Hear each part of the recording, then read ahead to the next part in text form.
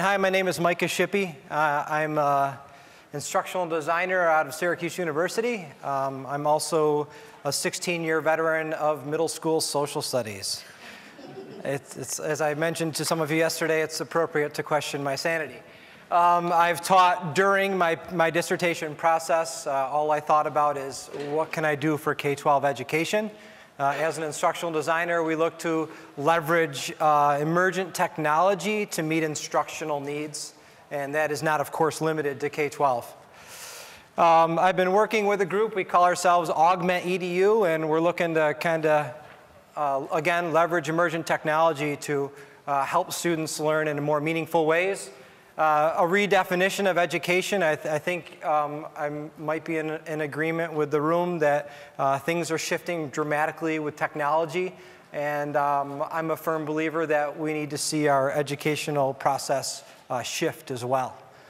I'm interested in reinforcing 21st century skills and making a ready workforce. We see a lot going on here about workforce software and hardware that's going to help workers and professionals do their job more efficiently. I would argue that in K-12 education, we need to introduce this hardware and software at a much younger age, not only as an interactive experience, but as an experience that allows students to curate their own content. I think we can agree that doing is one of the most powerful ways of learning. I love this picture by No App for Education or for Pedagogy.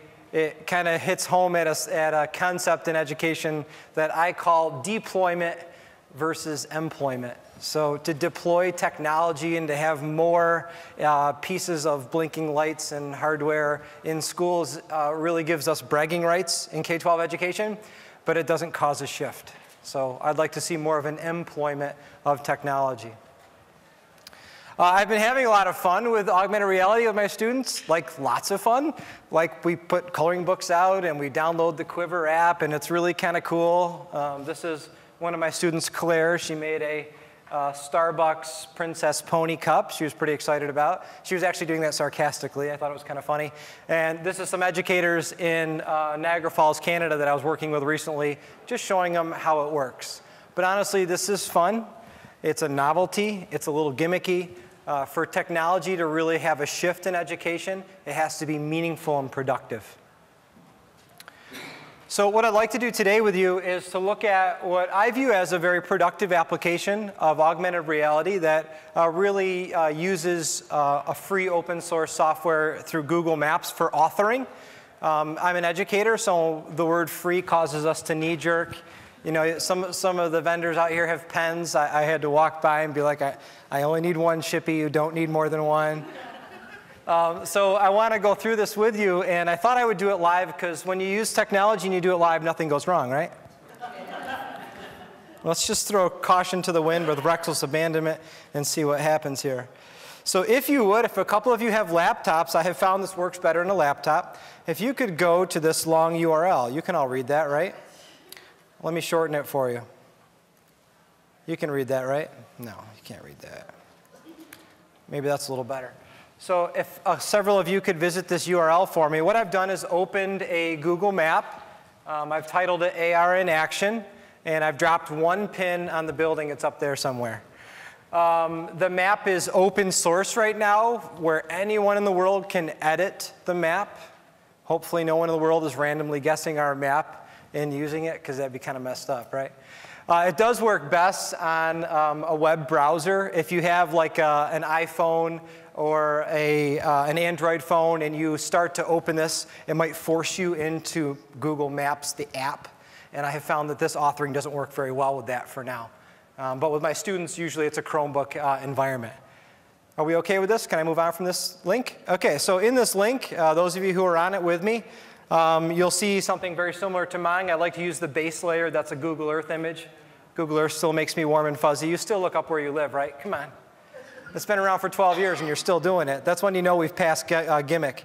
Those of you who are on it, what I'd like you to do is to grab the little pin marker and just drop a couple marks for me.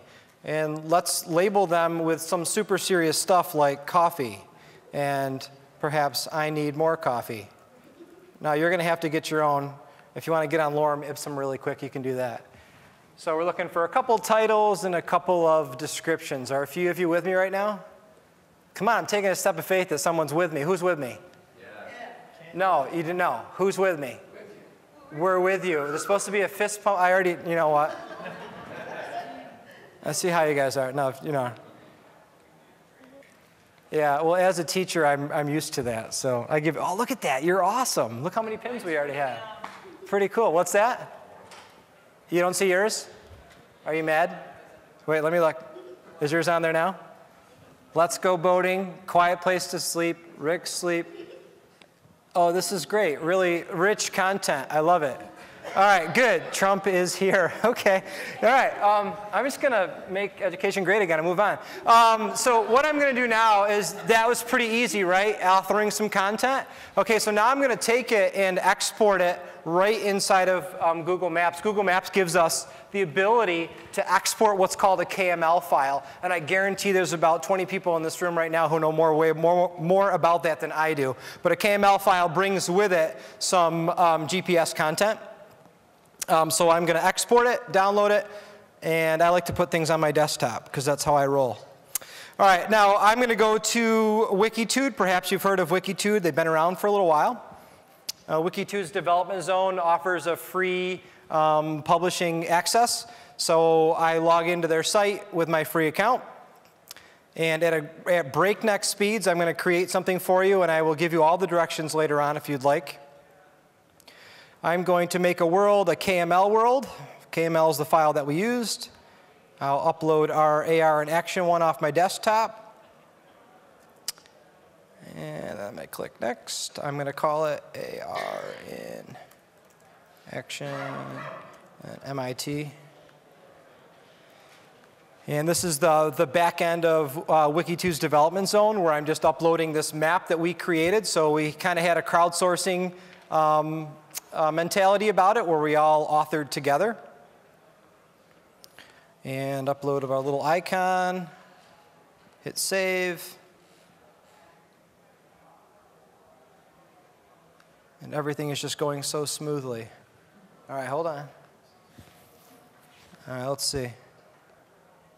AR in action, MIT. You doubted me. All right, so let's take a look. I'm going to mirror my phone. I have found, I've done this a bunch of times, that it's best to hardwire my phone, because we love tethering when it comes to augmented reality, right? Isn't that our favorite thing, to tether?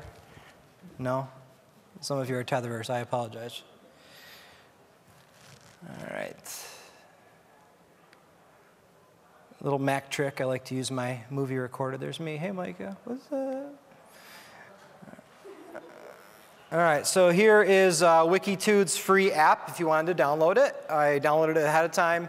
I'm going to type in AR in action MIT. You see our option right there, a little rocket ship. Who's excited? Come on, who's excited? That's right. I'm feeling it. I'm feeling it. All right, so you can see our little window into the world. There's somebody. Hey, Mom. And where else? What else do we got over here? Something else. Oh, we're all clustered together. So as I walk closer, you can see it's listed in feet. I can reduce that to, or change it to the metric system as well for our European and Asian friends here. But basically, we all just augmented our own reality and authored a Google map pretty easily. That was pretty easy, right? I think we just did that in like 5 minutes or less. It's like a new record. Are you keeping up with me so far? Okay, so what we did is, in my humble opinion, we created an augmented reality authoring experience where we all kind of contributed together and created a product. Now, there's some problems. What I just showed you is 3.5 years old. And now you're all seeing limitations, right? Notice the pins are gray. There's no graphics. There's no video. You can't even insert a hyperlink on there and it won't work.